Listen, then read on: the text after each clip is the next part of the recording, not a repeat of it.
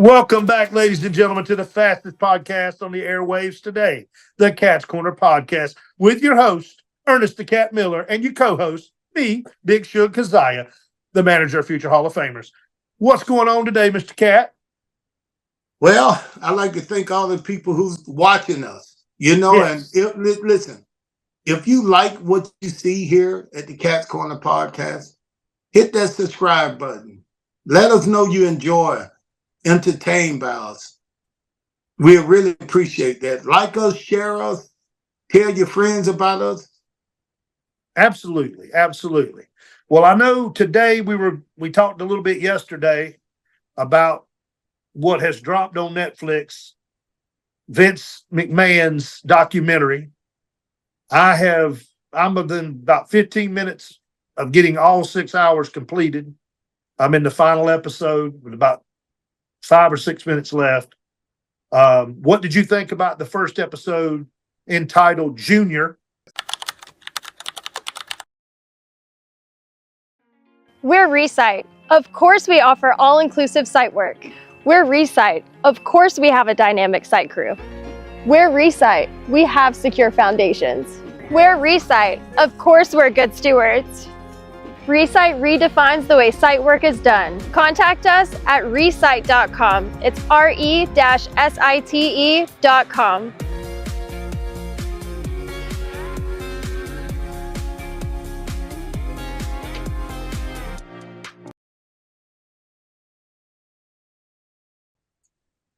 It kind of surprised me when I see the person that is the docu series about being a part of it. And when I didn't know what to expect, but when I saw Vince McMahon get in the ring, and I just said, you know what? What is he gonna say about himself? Is he gonna tell the stories that people want to hear? Is he gonna apologize to those he did wrong? You just didn't know what to expect. And from the first few minutes of it, the way he walked in the ring, he was so calm and cool. He was in character.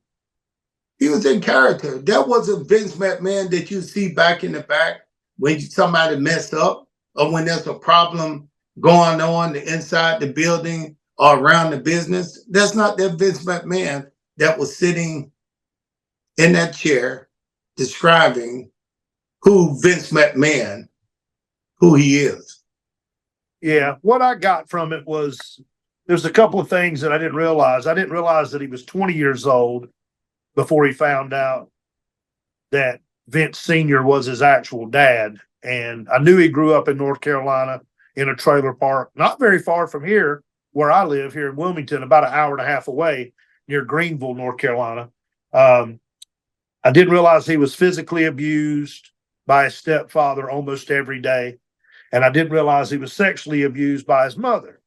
That explains a lot to me about some of the deviant behavior that he has shown over the past. I mean, see, that's what I don't understand, Big Ray. When someone hurts you, don't always mean you're going to go hurt somebody else. Well, you've never heard the adage of hurt people hurt people? Well, hurt people sometimes don't want to hurt people. Some people don't get hurt. They don't want to see others go through that. So they kind of draw back from that pain and be more of a guardian, a blocker, somebody to help prevent someone else from feeling that same pain. Yeah. And then you've got the other people who lash out and hurt others because they were hurt. So how can you say that was his problem? And I'm just curious. I'm gonna watch the second half tonight. Just going off what I've witnessed and what the people are saying about him, as far as what he's as the docuseries goes on and on, you will see how it takes a little bit of a turn. We won't go into it now because I'm sure we want to do more episodes on it. Another thing that I wasn't aware of was that Gorilla Monsoon was actually was the one that was actually supposed to take over for Vince Sr. before Vince Jr. came forth with an offer his dad couldn't refuse, and ended up buying the company. So that to me was pretty eye opening. I had no idea Gorilla Monsoon was that far up the food chain in the old WWF. Well, I knew he was he was over. I knew he was a wrestler. I know I he knew did that part. he did some big things back in the day. So, he's a legend. So, I don't think people sometimes when people see commentators, they see people sitting behind the mic and just talking about the show. They don't realize that those guys probably had a great career in the ring before they got there. Well, yeah. That wasn't that. My point was that I didn't realize that he was going to be the guy that Vince Senior was going to tap as the guy that was going to replace him and take over and run the company before Vince Jr. came out with the $1 million offer to his father and got it done and bought the company, and then immediately went into tearing up the territories that his father told him not to do. And then his father finally came to him and said, "This is their talk. Fuck them." That's what he said. Fuck them. And I was like, wow, that's awesome. They finally got together on it. But you called it a cover letter. The first episode, you called it. I like the way you described it as a cover letter when we first talked about it off air. Yeah, but without saying the other episodes, to me, what I saw was just the dressing, something to dress it up, to make it look like it's a serious project. It gets serious. But I worked with Vince McMahon for 4 years, and I've never ever seen any of the stuff that people are looking to get from this documentary. And I think people looking to see just how raunchy, how low down, how dirty Vince McMahon was. Yeah, I always saw, when I was around Vince, I always saw the good Vince, the Vince that were helpful, help people out, was there to do a lot of things. I heard Vince say himself, he said, "I don't know why people really dislike me. So many people dislike me." He said, "The only thing I try to do is feed people family. I try to put money in people's pockets." Well, he's done a hell of a job for 40 years, 50 years of doing that. There towards the end when things kind of got off the rails a little bit. But how do you know it's near the end? You use word like they're towards the end. How do you know it's over? Towards the end of the docuseries, I don't know what's going to happen with him as far as his career goes. My guess is he's done. I don't foresee him coming back from this, but stranger things have happened. Exactly. So if he popped up with a company, if he bought a company, it would not surprise me. I know Shane has been dabbling. But Shane don't have anything to do with Vince McMahon. They were totally two different people. I get that, but they're I'm probably pretty close now. They're father and son. Well, that don't mean a father and son. You just say he wasn't close to his father. He wasn't there, but until towards the end, and he really got close. Yeah. I mean, I don't think, from what I heard, the relationship, I don't think they really ever got close. They worked together. They accepted each other for the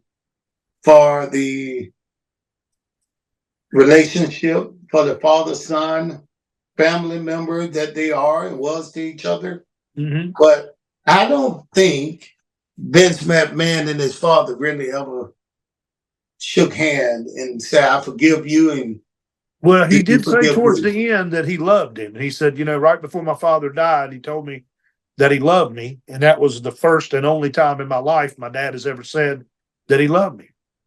So what the docuseries was about yesterday, the episode last night was about Vince and what he'd been through, right? Vince Jr. and his relationship with his father, and how Vince got to where Vince is today, doing the early years. That's what you would call that cover letter. And it kind of hit on some pieces that is going to be a reoccurring theme throughout this whole docuseries. I thought it was very interesting. Again, I'm less than 10 minutes away from being completely done with all 6 hours. I got sidetracked here at the office. I couldn't finish it, but I'm impressed with the quality of it. I'm impressed with a lot of the stuff I already knew, but it's a good refresher to go back, and some things I had no idea about. It's I think all in all, I mean, I think they did a hell of a job. Well, let me ask you something. What about the other characters that was on there? What about the other people that were talking about it? What about who do you think did the most damage with their description of Vince McMahon last night on the show? I mean, you had Tony Atlas, you had Tony, and then we were talking about the early '80s sexual harassment, the homosexual stuff that was going on with Terry Garvin and Pat Patterson with the Ring Boys. They had an African American gentleman that was a ring announcer. I didn't know his name. Martin, maybe, I'm not sure. I didn't catch his name, but he would always get the Ring Boys. They were always around 16 years old, and then they would mess with them boys a little bit, and then so this is what I'm saying. Who knew about that? Well, what person sat in front of a camera and say, "I knew this was going on"? Who was that? You had Bruce Pritchard. You had, and I don't think Bruce was. So did Bruce Pritchard say he knew it was going on? He knew about Terry Garvin and a couple of other ones, but he never would put any blame on to Pat Patterson. He said that Pat was innocent, that he never did anything, but there's several people that said that Pat wasn't innocent. Even Tony Atlas said, using his words. I hope throughout this docuseries, they tell the truth. I hope they tell the truth that this is not about one person doing something wrong or doing something right. This is about a whole group, a whole company allowing things to happen that a few people actually knew about. Well, it starts taking a darker turn, probably episode 4, 5, and pretty much. Now, what I want to ask you, Ray, as a fan, watching this documentary last night, just the first episode, how did it make you feel? Did it make you like Vince McMahon less? Did it make you a little feel like you don't want to? Did it make you feel like you don't want to? You don't like WWF anymore? WWE? How does it make you feel? I can't. It made me not like him a little bit more. It made me sad in a lot of ways for the victims in the deal. But that's what I'm saying. Who was the victim? Well, the Ring Boys and a couple of the talent that got how was they the victim? Well, they were sexually harassed and sexually assaulted. I mean, against their will. To keep their contracts, they kind of had to do some unscrupulous stuff. Well, that don't mean it was against their will. They didn't want to do it. If you don't want to do it, I worked there. It was things offered to me that I said, no, I don't want that. Right. And not the sexual stuff, but it was always little. It might have been something small, like, hey, you want to fly on Vince McMahon plane with all the boys? We going tonight from wherever we were, because Vince had his own plane. Right. Every now and then he'd send his plane to pick up some of the guys in the office. At that time, I worked in their office with those guys. You were a commentator. Yeah, hey man, you sleepy? You need to go to bed. No, commentator. How you gonna get on the cat's corner yawning and making it act like you don't want to hear what we're talking about? I'm listening to you, man. I can't help when I yawn. Yes, you can. Usually, how you stop a yawn, man? You can't stop. Don't do it. Sleep. Rest. It's like your karate kick. You can't stop it. Rest. And when it comes, it comes. Rest. Don't nobody want to see you open your big mouth like you listening to something. This is your show. This is what you want to talk about. This is what you hope people really want to hear about. So don't get bored with it. Continue to It talk has about nothing to do with boredom. Let me know you watched the whole thing. And the only thing I want to ask you is, who were the people that was in charge doing all these things? You had And Terry who was the Garvin. people that this stuff that was allowing these things to go on? Because if they didn't tell anyone and they knew this guy was sleeping with underage kid, they should be locked up. Well, absolutely they should, but there was a code of secrecy. There was a code of silence that you didn't break that code because you would lose your job. Bro, well, I don't think it was a code. I think it just people just didn't want to lose their job.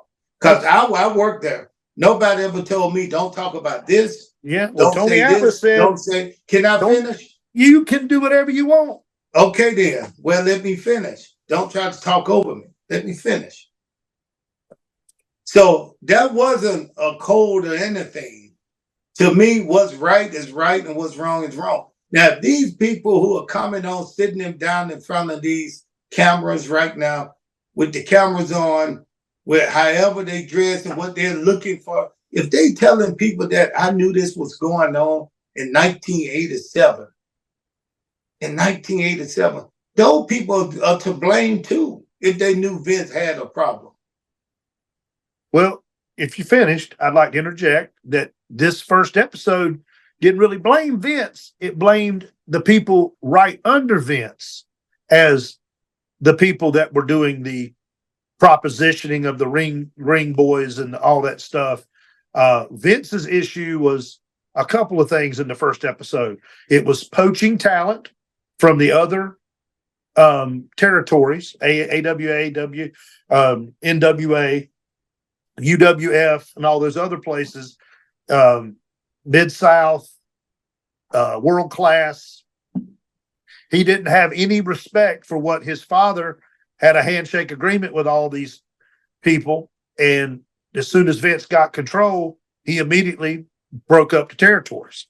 So, and then ironically, that's the same thing that happened to him when WCW got on top with Eric Bischoff. He came in and started poaching his talent, and he didn't like it. He didn't like it at all, but it was just karma because that's how he started.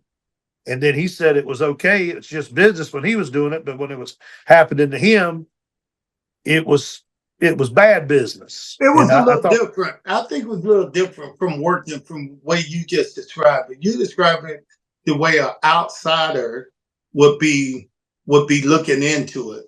But at the time that I remember being a part of WCW, you signed a contract.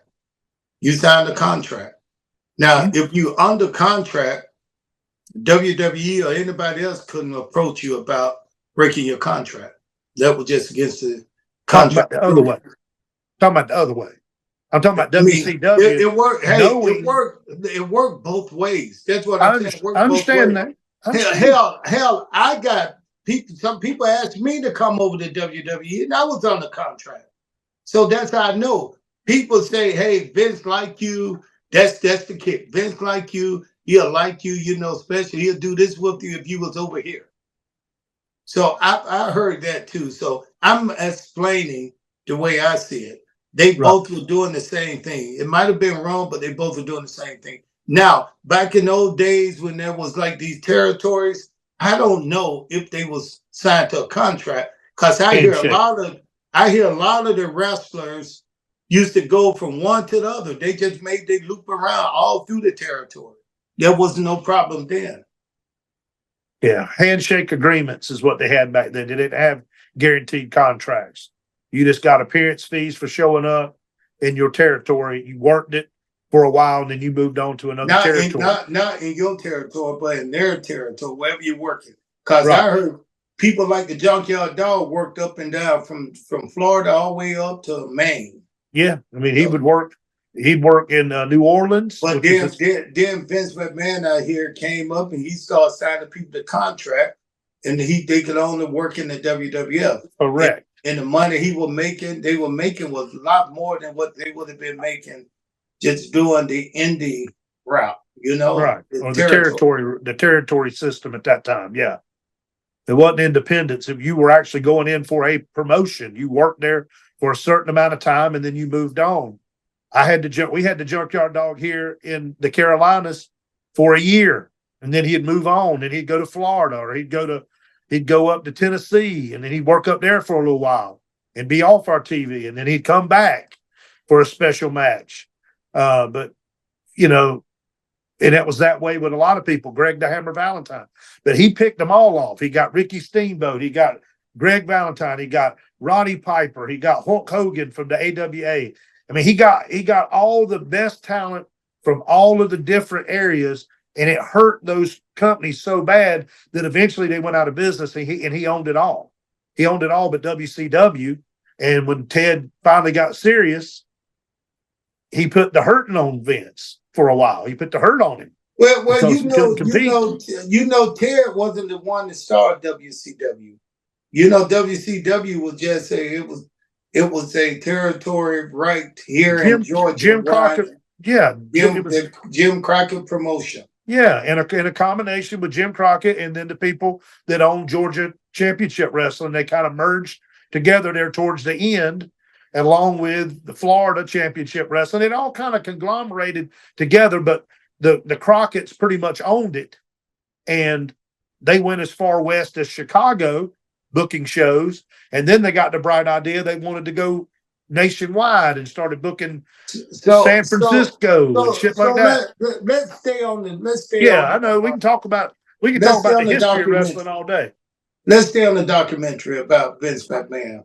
So if you just watch that first episode, you don't see or hear anything. It's like I was looking at this man, Vince McMahon, from the time he walked into the ring to the time he sat out and started to talk.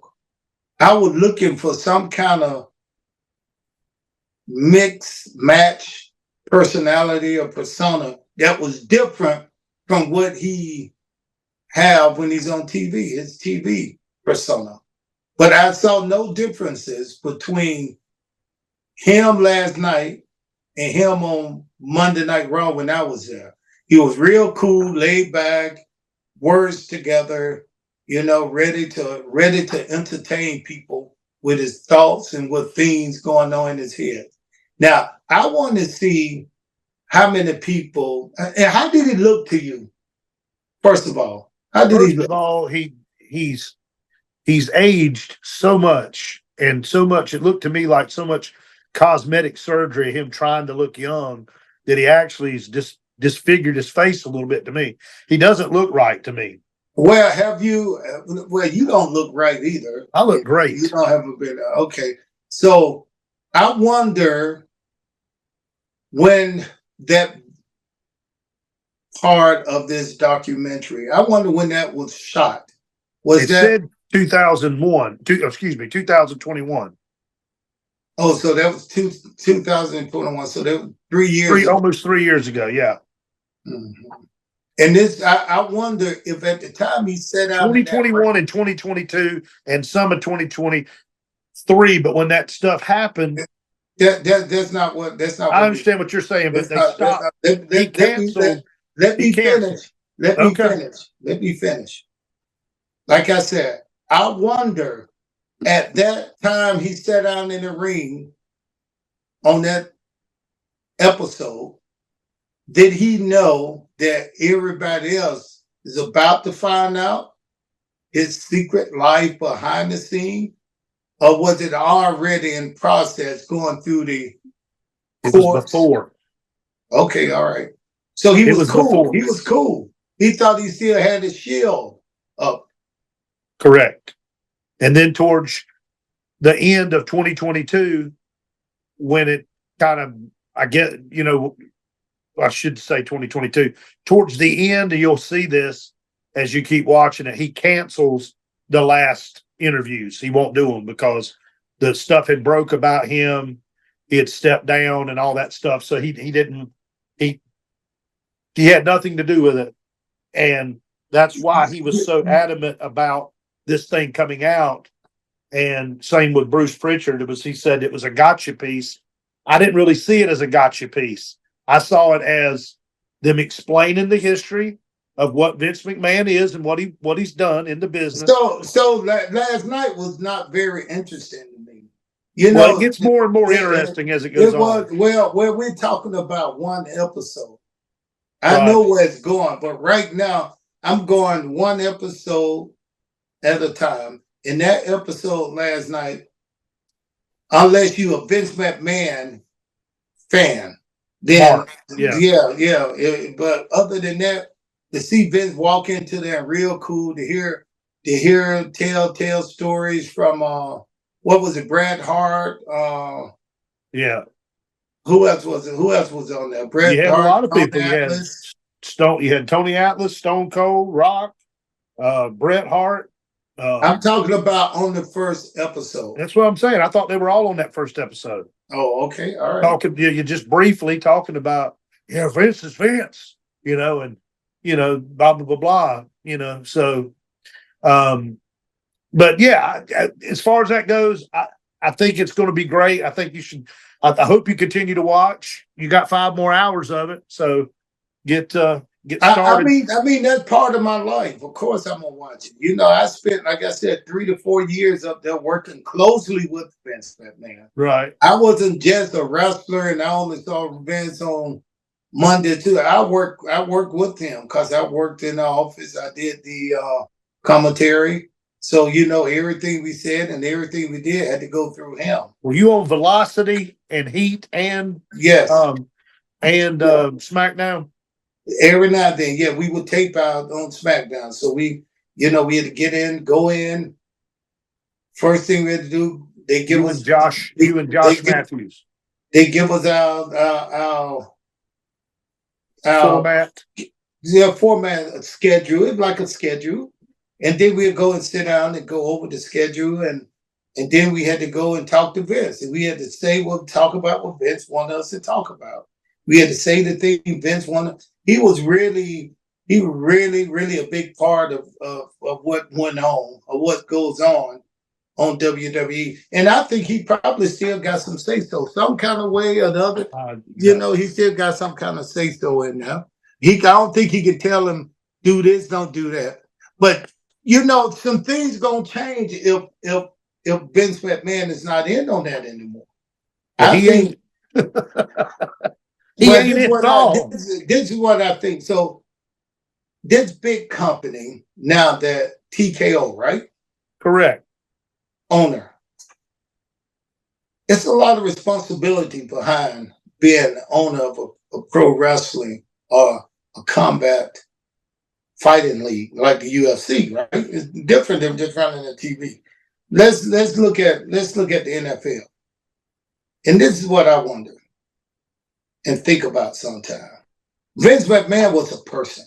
If you had a problem or something was going on, you could sit down and talk to that person. And you could tell Vince McMahon, hey, Vince McMahon, listen, I got a problem with my knee. I've had 8 surgeries on my knee. I need to change it up. I don't need to wrestle that much. How can we? That was good with Vince. And Vince made a decision. Hey, let's just talk to them. We can see what we can do with this. But now you got a whole big company, which they take on responsibility, but it can't be a person-to-person response. It's going to have to be a business decision. Like, what was that quarterback name who just came out and said he was diagnosed with Parkinson? Not Aaron Rodgers, but Brett Favre. Brett Favre. Brett Favre just came out and say he was diagnosed with Parkinson. And that comes from a lot of what? Head injuries. Absolutely. Head trauma. Yeah. Concussions. How are they going to approach that now? I mean, it's different. Think about it. Because now when people want to try to prove that Vince McMahon was responsible for these head injuries that they had to fight with Vince McMahon, which means they got to fight with the hand that probably feed them, that probably have control of their careers. Well, all of a sudden now they got a big company. And this company going to have to do what's right.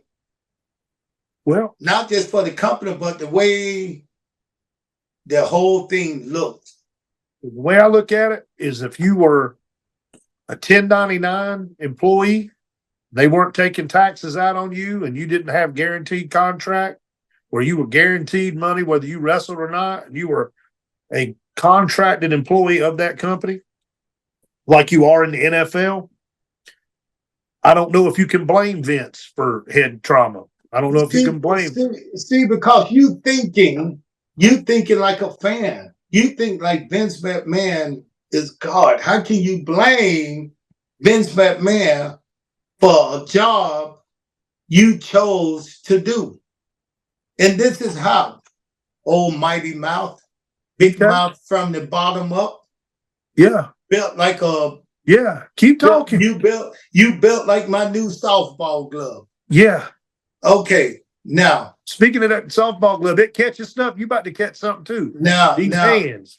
Now, speaking of that, a 1099, if I call a plumber to my house and I tell him, I chose you because your price is right and you close to the house and you came over. Well, what you need, Mr. Miller? I need for you to unclog the pipes. I need you to check my water faucet is leaking. I need all this stuff done. Can you do this? Yes. I leave him to work. I pay him after the job is done. Because why? Because that's what he's there to do. If he did a good job, I pay him. If not, we keep working till we get me as a customer satisfied. That's it. Now, how about this? How about if I brought this plumber in and I tell the plumber, hey, while you here, I don't want you to just work on the plumbing. I want you to work on my AC too. I want you to go upstairs and sweep my bathroom too. Because I got you here, you might as well do that. I may pay you a few extra dollars. I got you to do that. I got you to do that. Now, how about this? How about you go and lift that big refrigerator for me in there and take it out to my truck? And this the plumber. He go in there, do all this stuff just because he earned $10 or $20, a little bit more money. He go pick the big refrigerator up and try to get it out by himself because he was asked to. And he hurt his back. His back go out on it. The poor man fall to his knees. He started praying to God, oh God, I should have never did this. I don't know why. I was doing it for a few dollars. I was doing it for a few more dollars. But my back is hurt. And I'm a 1099. My insurance is not going to cover this because it's not part of my job. It's not part of my job. But wait a minute. It happened in this guy's house. He asked me to do it for him. He's responsible for this because he should have never asked me to lift this big refrigerator. You have the right to say no. You have the right to say no. Tell Vince McMahon when you under 1099, you a plumber. When you're a plumber and you come into my house, just because you're working on my house, don't mean you can't work on my neighbor's house. Don't mean you can't go around the corner and work on JoJo's house. You cannot tell me I can't go do this. Vince McMahon, when you sign a 1099, a contract with WWF, tell Vince McMahon, I'm going to work in AEW for the weekend. I got the weekend off. He wouldn't let you. Okay, then. But tell him while I'm at work for you, I got a concussion. Okay, all right. We'll send you to see the doctor and see what the doctor say. Then the next thing, I get another concussion. Okay, you got another concussion. Why you keep having these concussions? Because your writers who write for you write this into this thing. They tell me what to do. They tell me to win. They tell me to lose. They tell me different moves I had to make to entertain their crowd. Right. Well, I thought you went over that pre-match with your opponent, with your producer of the segment that you're working with. Who is the producer? Whoever it would be. Who does the producer work for? The producer works for Vince. And who tell the producer what matches and what kind of matches they want? Not sure. I don't know if he's that. Well, I'm gonna tell you, lucky beer belly. I'm gonna tell you. I don't drink, but man, I'm gonna bust your Bruh, shut up. Let me go. Let me cook. Yeah.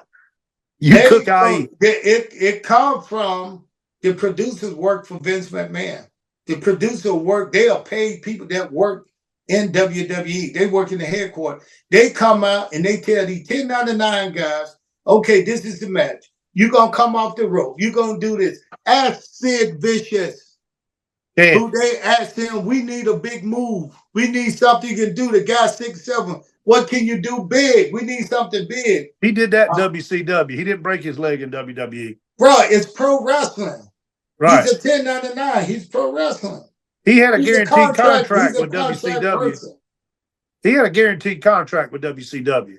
Bro, I don't know the man. Listen, you saying this, I don't know the man contract. Well, that's how they did it at WCW. Bro, Most people there were under guaranteed contract. They never had guaranteed contract for a lot of people. A few people did. A few people, and there were very few that had one. Don't worry about my contract. Your contract was guaranteed. But don't worry about my contract. It was some people that didn't have a contract. I can look it up right now. I can pull it up. Every dollar you made. You had people under contract that was only getting paid per show. That's right. Then you had people, no matter what, you got paid this. If you work, you work. If you don't, you don't. Correct. If we bring you in, if we don't bring you in, you get paid this amount of money. Right on. But they had clauses in there that state, if we want to get rid of you in 30 days, we can. So those 3 years didn't mean anything.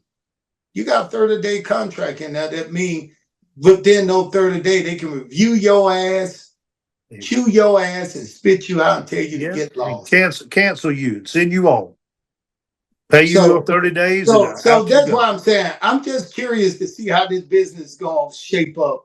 And without Vince McMahon, you lose that kind of human kind of persona attitude. They got people that they go talk to if they got issues. I mean, hell, it's probably better now than it's ever been because you ain't That's what I just said. That's what I just said.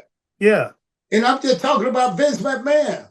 Yeah, but I'm just saying, when the buck stops with him on everything, it makes it a little difficult because if he don't agree with what you're talking about, you ain't got nowhere to go. You ain't got nowhere to appeal to because you've just dealt with the boss. Explain yourself. Who is he? You said he. Who is he? I'm saying if Vince McMahon, if he was still in charge and he was the top person and you dealing directly with him from the giddy up and you don't agree and y'all can't get along with what you want to do with your career, what he's got planned and what you thinking about, you ain't got nowhere to go. You got somewhere to go. Well, you can leave and go somewhere else. No, you go to a lawyer and you let your lawyer deal with it. Yeah, but that lawyer ain't gonna say, hey, I know this is your company, but my man wants to be the U.S. champion. He thinks he deserves to be U.S. champion. Ray, that's the fan. We as wrestlers, I'm talking about the direction of your character. What if he wanted to turn the cat into the dog? And you's like, no, man, I'm Ernest the Cat Miller, not Ernest the Dog Miller. I think you look good, but the dog. No. We'll put a chain around your neck. Listen, if you on a 3-year contract, if the doctor tell you, bro, go work out, you're going to get diabetes. You're going to go work out. If Vince McMahon come to you and tell you, okay, I know you the cat, but we want to make you the dog. You believe in him because it's his TV show. He's going to do what's best for his TV show. I already know that. So what I do, we don't argue about those things. We argue and dismiss things that going to come up later in life. You know, like concussions, like injuries. Like, I'm not going to take that bump off of this thing because it may do something to me that may not show out under these 5 years that we'll be under contract, but maybe 10 years. So that's kind of what you 2002. Now, when you talk to Vince about that, he might say, hey, we'll pay you more to take that. Now, if he's going to say he's going to pay you more to do certain things, then that's when you go get your lawyer. You get it in writing. Right. Well, what I'm saying is like even Stone Cold, who was the Rocket ship. He was the flagship, the franchise. Did not like where creative was going with his character, did not like his promos, and he eventually took his ball and went home. And was home for 6, 7, 8 months before he finally decided to come back to work. So even the best, be like Goldberg. If they wanted to make Goldberg do something in WCW that he didn't want to do, and he's got creative control, he don't want to do it. Bro, you saying two things. If he got creative control. I'm just saying, if he had creative control. Hold up. If he got creative control, you're not going to dislike what you're doing because you control it. Right. Now, it's in for WCW, people, you got that. But in WWE, you no, never had WCW, the only person probably had creative control was Hogan. Hulk Hogan. Nobody else had creative control. Eric Bischoff ran that company. That's why we were so good and so much better because you knew who the boss was. Right. You knew the boss was Eric Bischoff. Right. Everybody knew this Same guy way with WWE. They knew that Vince was the boss. No matter what your producer was saying, if you didn't like it, you could go to Vince, and if y'all could agree, you didn't have to do whatever that producer told you to do. No, see, there you go. You explained it the wrong way. They'll never say you can go to Vince. Everybody couldn't go to Vince. You got people who was over and worked there. Let me tell you this story.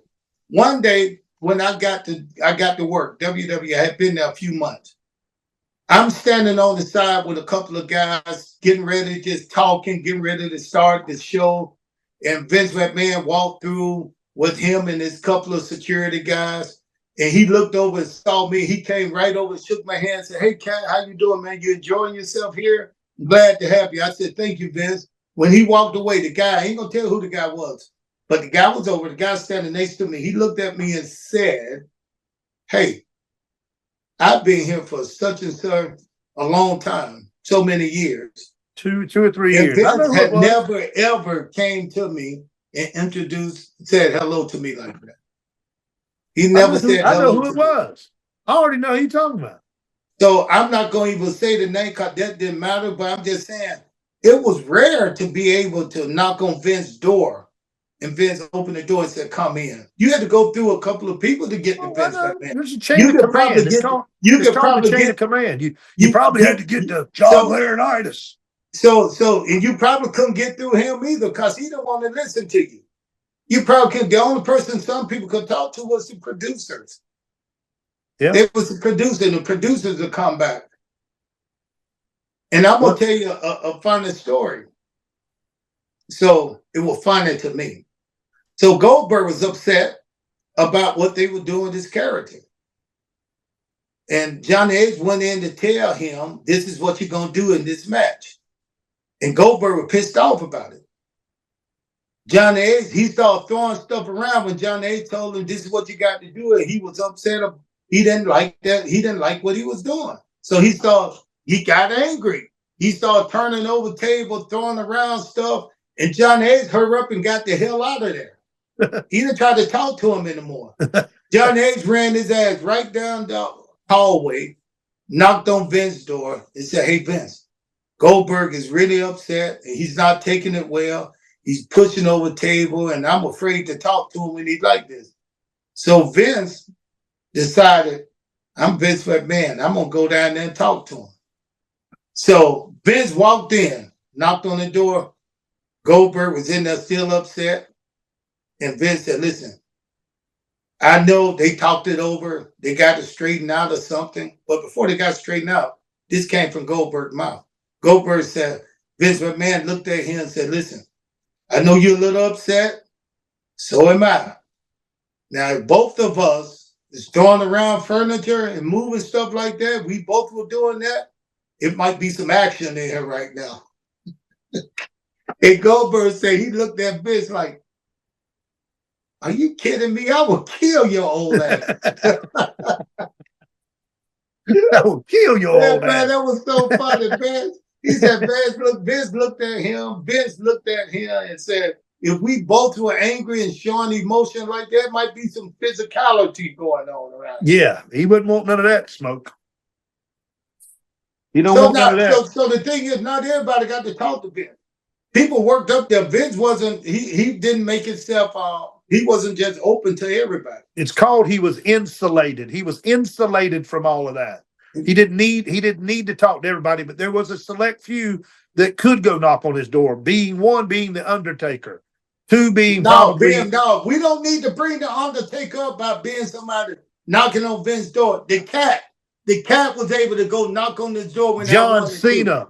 The hell you keep talking about? The We Rock. don't. Hey, this the Cat's corner. We not trying to. We ain't no cold Joe Blow. When I wanted to talk about something, I went right to Vince, knocked on his door. Matter of fact, when my contract was time to opened it up and said, hey, bro, see, you want to play? Out front. Hey, you want to play or you want to listen to me tell what people want to hear? The people want to hear you. Go ahead. You over. Go ahead. Yeah, I've been over. That's why we got a podcast. That's right. That's exactly right. Okay, I have nothing to do with it. No, you don't. So anyway, the door was always open to me and Vince. Whenever I needed to talk to Vince, it was always open. Matter of fact, this guy was so nice.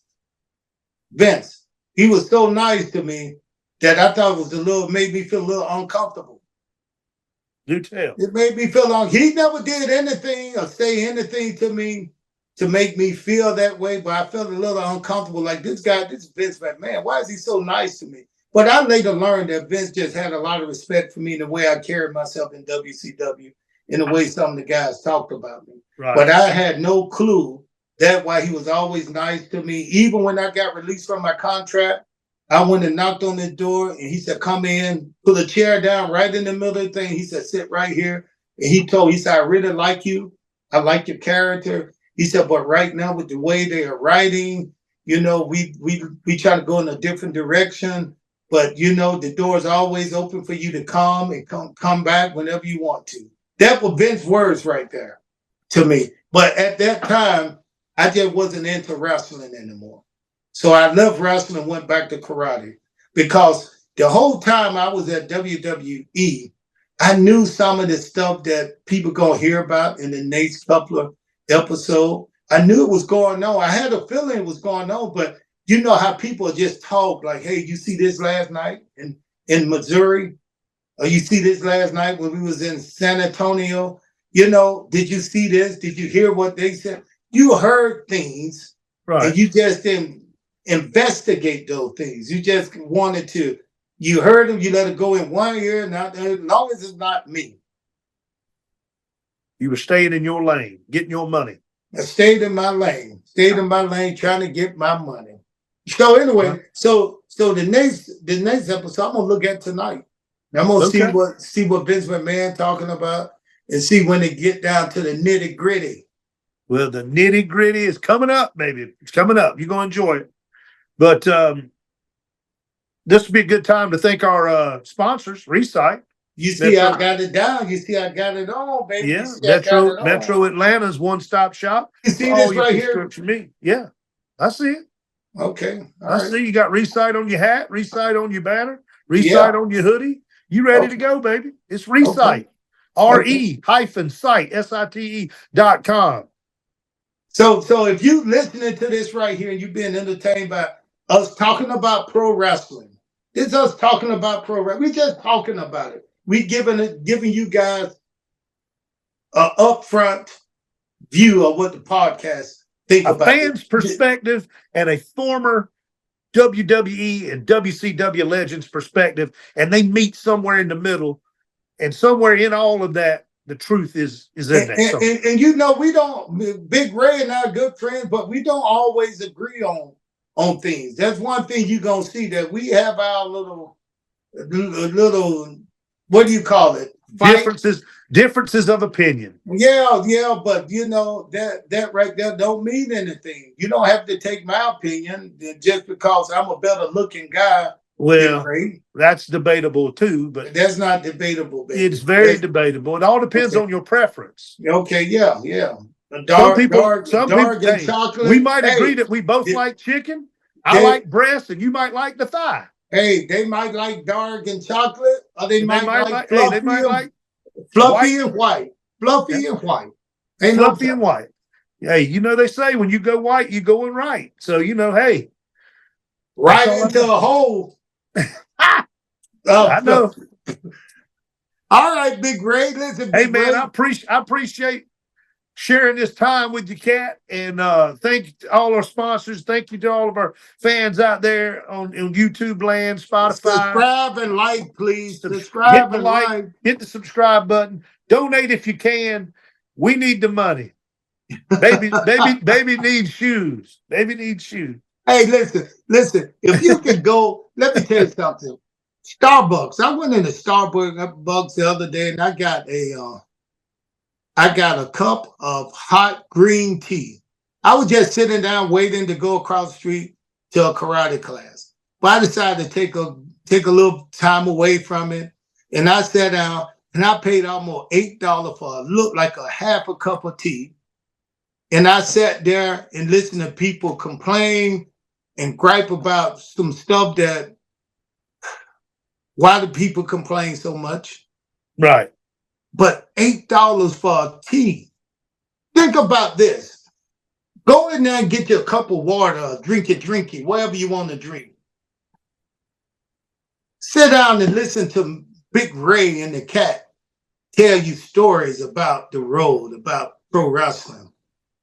We've